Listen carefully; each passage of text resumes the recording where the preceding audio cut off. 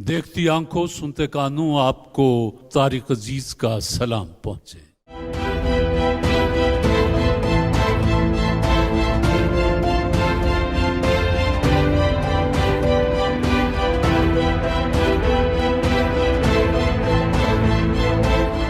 अस्सलामुअलैकुम DNN news bulletin के साथ मैं हूं जाहिद मिर्ज़ा। आइए नज़र डालते हैं अब तक की खबरों पर। ओवरसीज़ पाकिस्तानी मुल्क का असासा हैं, इन्हें इंतखाबी अमल में लाजमन शरीक बनाएंगे, वज़ीर आज़म इमरान खान ने वाज़े कर दिया। वज़ीर आज़म इमरान खान को ज़ेरे सदारत इजलास में मुल्क में इंतखाबी अमल में इलेक्ट्रॉनिक वोटिंग मशीन के इस्तेमाल पर ब्रीफिंग दी गई। वज़ीर आज़म इमरान खान ने इलेक्ट्रॉनिक वोटिंग मशीन के इंतखाबी अमल में इस्तेमाल में शफाफियत और तमाम आईनी तकाज़ों को पूरा करने की हिदायत देते हुए अपने अज़्म का अदा किया कि मौजूदा हुकूमत मुल्क के इंतखाबी अमल में शफाफियत यकीनी बनाने के हवाले से पुरअज़्म है। वज़ीर आज़म ने मजीद कहा कि इंतखाबी अमल में धांधली रोकने और शफाफियत को यकीनी बनाने के लिए इलेक्ट्रॉनिक वोटिंग मशीन का इस्तेमाल वाहिद ऑप्शन है। उन्होंने मजीद कहा कि ओवरसीज़ पाकिस्तानीज़ मुल्क का असासा हैं, इनको इंतखाबी अमल में लाजमन शरीक बनाएंगे। इंतखाबी इस्लाहात, इलेक्ट्रॉनिक वोटिंग मशीन और ओवरसीज़ पाकिस्तानियों को हक़े राय दही का अमल जल्द अज जल्द मुकम्मल किया जाए। शाहराह फैसल पर वाक़े नस्ला टावर की मंजूरी सिंध हुकूमत ने नहीं दी,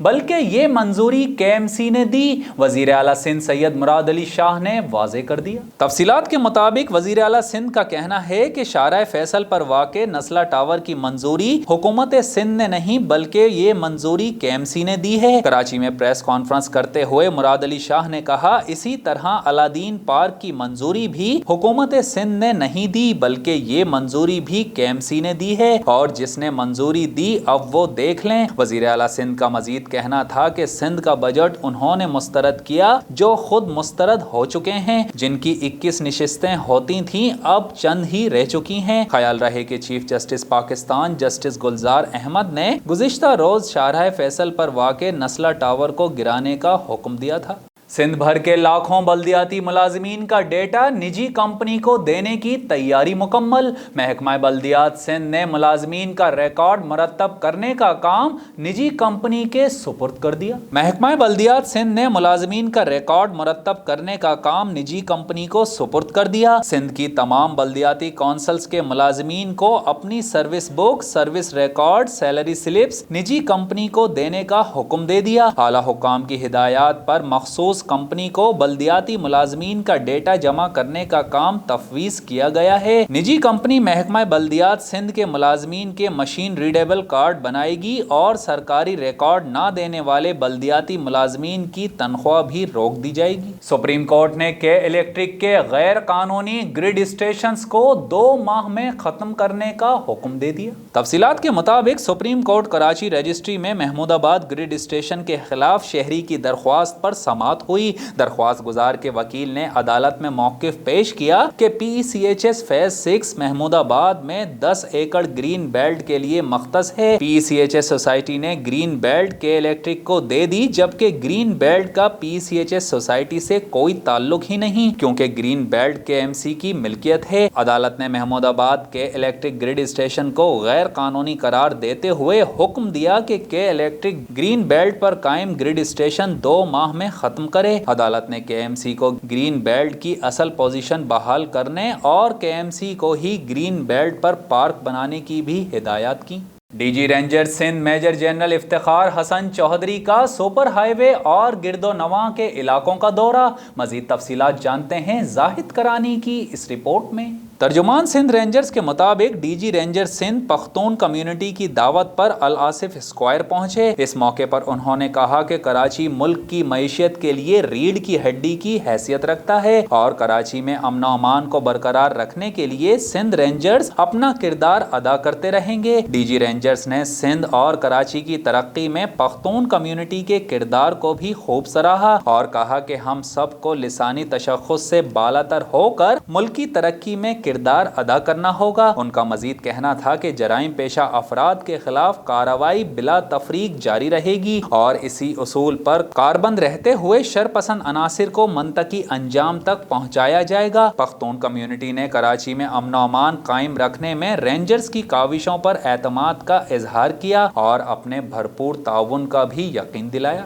year war college institute Karachi میں 34ویں ایئر وار کورس کا کانوکیشن اور گریجویشن کی تقریب منعقد ہوئی، جس کے مہمان خصوصی گورنر سندھ عمران اسماعیل تھے۔ مزید تفصیلات جانتے ہیں زاہد کرانی کی اس رپورٹ میں۔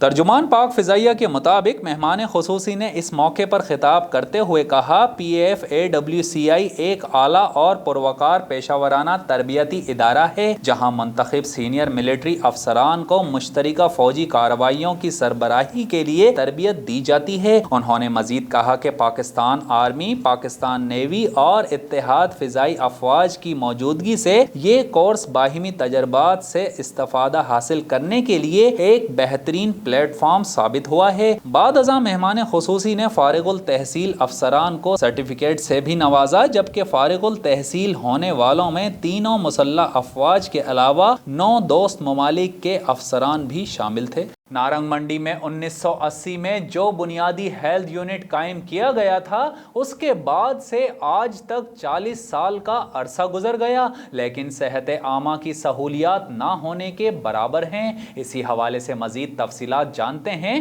ہمارے نمائندہ عمار اصغر سے۔ جی عمار اصغر، اپڈیٹ کیجیے گا۔ جی بالکل، نارنگ منڈی میں 1980 میں جو بنیادی ہیلتھ یونٹ قائم کیا گیا تھا، اس کے بعد آج تک 40 سال کا عرصہ گزر گیا ہے، لیکن صحت عامہ کی سہولتیں نہ ہونے کے برابر ہیں۔ اس وقت کچھ شہری ہمارے ساتھ موجود ہیں، آئیے ان سے بات کرتے ہیں اور پوچھتے ہیں نارنگ منڈی کے اور گرد و نواح کے لوگوں کو سہولتوں کے کیا مسائل درپیش ہیں۔ جی 1 لاکھ سے زیادہ آبادی والا علاقہ ہے جو کہ بنیادی سہولت سے محروم ہے، لہٰذا ہماری گورنمنٹ سے التماس ہے کہ یہاں کے بنیادی یونٹ کو بہتر کیا جائے تاکہ ہمیں صحت کی سہولت کے لیے شہر کا رخ نہ کرنا پڑے اور ہمارے بنیادی سہولت کی ضروریات ہمیں یہیں میسر ہوں۔ جی جیسا کہ آپ نے سنا، یہاں کے شہریوں کا بھی یہی کہنا ہے کہ نارنگ منڈی کا سب سے بڑا مسئلہ صحت کا ہے اور سرکاری ہسپتال میں عام لوگوں کے لیے کوئی سہولت میسر نہیں ہے۔ جی بہت شکریہ عمار اصغر، ہمیں تفصیلات سے آگاہ کر رہے تھے۔ خبروں کے سلسلے کو آگے بڑھاتے ہوئے یہاں آپ کو بتائیں، کورین حکومت صحت کے شعبے میں پاکستان کے ساتھ تعاون کر رہی ہے اور سکھر میں چلڈرن ہسپتال میں مالی تعاون اسی سلسلے کی ایک کڑی ہے۔ کراچی میں تعینات جنوبی کوریا قونصل جنرل کیم ہاک سونگ نے کلفٹن میں واقع التمش جنرل ہسپتال کے دورے پر اظہار خیال کیا۔ مزید تفصیلات جانتے ہیں اویس صدیقی کی اس رپورٹ میں۔ التمش جنرل ہسپتال کے دورے کے موقع پر اظہار خیال اور میڈیا سے گفتگو کرتے ہوئے اس موقع پر کورین قونصل جنرل نے کہا کہ التمش ہسپتال کا دورہ کر کے خوشی محسوس کر رہا ہوں۔ یہ پرائیویٹ سیکٹر میں اچھا ہسپتال ہے اور کراچی کے شہریوں کو اس ہسپتال میں موجود سہولیات سے فائدہ اٹھانا چاہیے۔ انہوں نے مزید کہا کہ ہسپتال کی انتظامیہ سے ہمارا پہلے سے رابطہ ہے اور ایک دوسرے کے ساتھ صحت کے شعبے پر تبادلہ خیال کرتے ہیں۔ انہوں نے مزید کہا کہ کورونا کی وبا کے پیش نظر پوری دنیا کو چیلنجز کا سامنا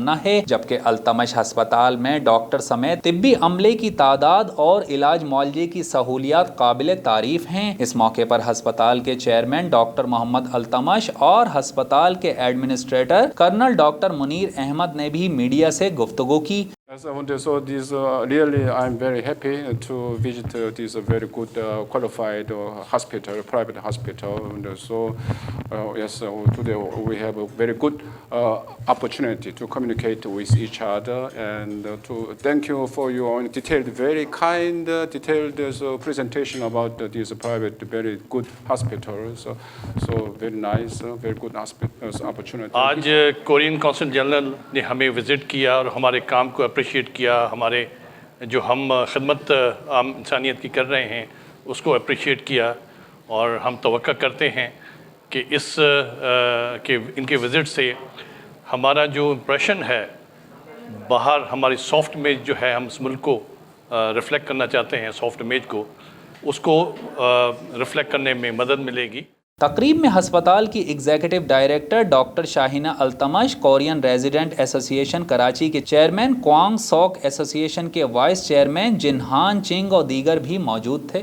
مفتی عزیز الرحمان کی نازیبا ویڈیو لیک کے معاملے پر نوجوان کی درخواست پر مقدمہ درج کر لیا گیا۔ تفصیلات کے مطابق مفتی عزیز الرحمان کی نازیبا ویڈیو لیک کے معاملے سے متعلق پولیس نے بدفعلی کا شکار ہونے والے نوجوان صابر شاہ کی درخواست پر مقدمہ درج کر لیا۔ ایف آئی آر کے متن کے مطابق چند روز قبل مفتی عزیز الرحمان کی نازیبا ویڈیو لیک ہونے کے بعد نوجوان صابر شاہ کو جان سے مارنے کی دھمکیاں دی گئیں، جس پر پولیس نے مقدمے میں بدفعلی کرنے اور جان سے مارنے کی دفعات درج کی۔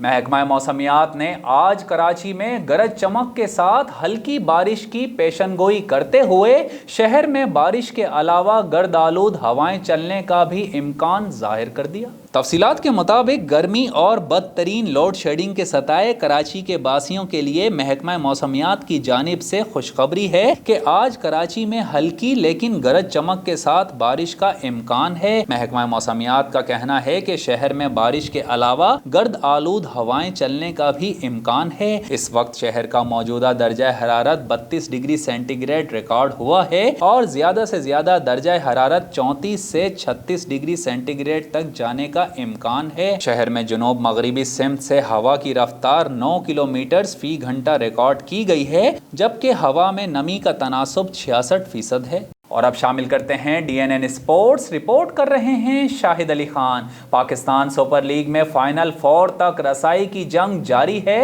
ایونٹ میں آج بھی 2 میچز کھیلے جائیں گے۔ پاکستان سپر لیگ میں آج مزید 2 میچز کا فیصلہ ہوگا۔ پہلا میچ شام 6 بجے اسلام آباد یونائیٹڈ اور پشاور زلمی کے درمیان کھیلا جائے گا۔ پشاور زلمی آج اسلام آباد یونائیٹڈ کو ہرانے میں کامیاب ہو گئی تو وہ پلے آف میں اپنی جگہ پکی کر لے گی، جبکہ زلمی سے شکست کی صورت میں اسلام آباد یونائیٹڈ کی پوزیشن کو کوئی خطرہ نہیں ہے۔ دونوں ٹیمز پی ایس ایل کے میلے میں اب تک 13 میچز میں آمنے سامنے آ چکی ہیں، جن میں سے پشاور زلمی نے 7 میچز جیت رکھے ہیں۔ اور اب ایک نظر D N an entertainment per. Report کر رہے ہیں شاہد علی خان۔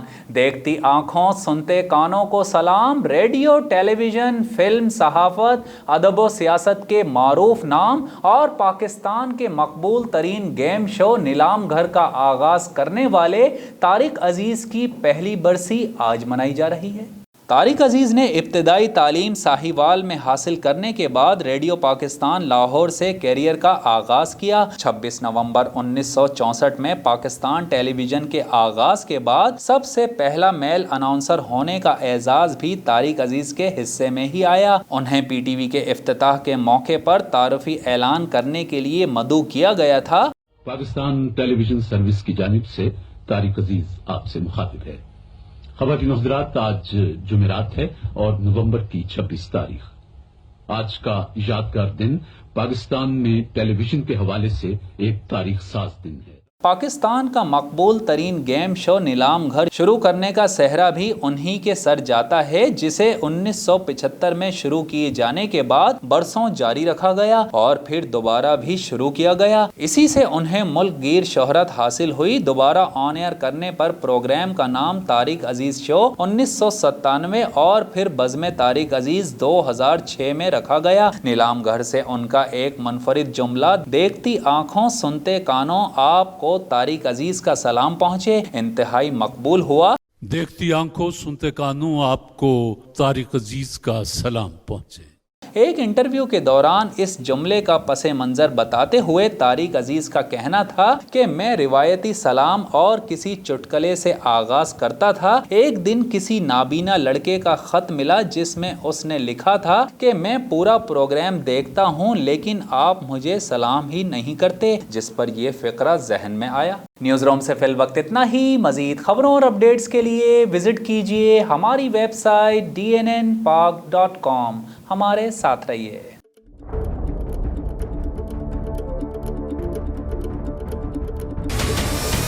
ہمارے چینل کو سبسکرائب کریں اور بیل آئیکن پر کلک کریں۔